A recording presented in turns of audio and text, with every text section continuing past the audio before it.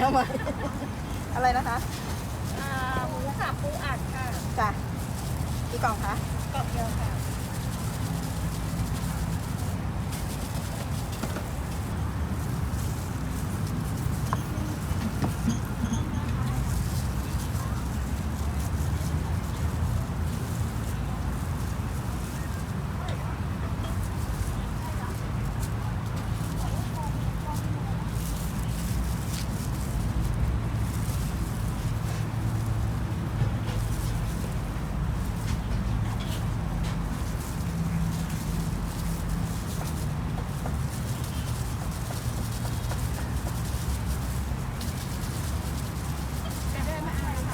ได้เลยนะคะพี่พอได้แล้ว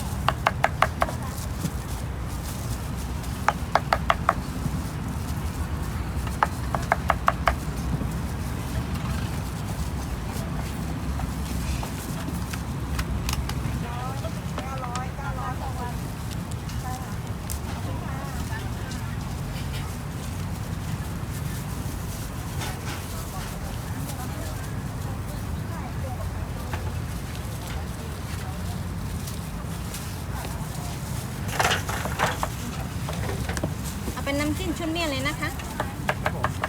ได้ค่ะ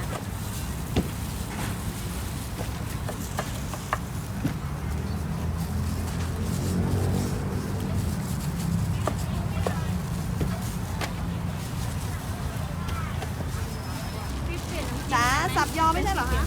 มันไม่รอจ้าขอโทษค่ะเดี๋ยวเปลี่ยน น้ำจิ้มเหรอคะ ซีฟู้ดเมี่ยง จ้ะ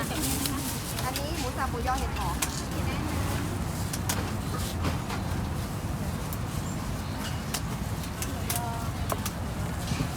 ไม่กี่กล่องละขาดเลย นี่หมูยอกับไม่กรอกไม่ยอ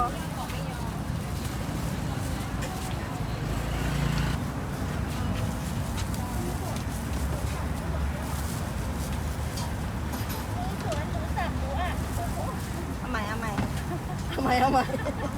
อะไรนะคะ หมูสับปูอัดค่ะ จ้ะกี่กล่องคะ กล่องเดียวค่ะ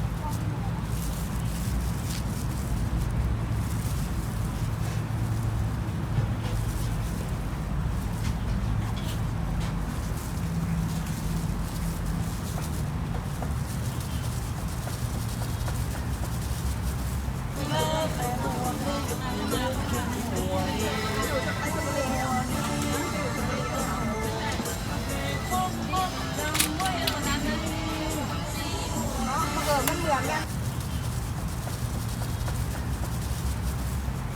ถ่าย3 รอบแล้วก็เดินไปเดินมาเอาอีกแล้วถ่ายอีกแล้ว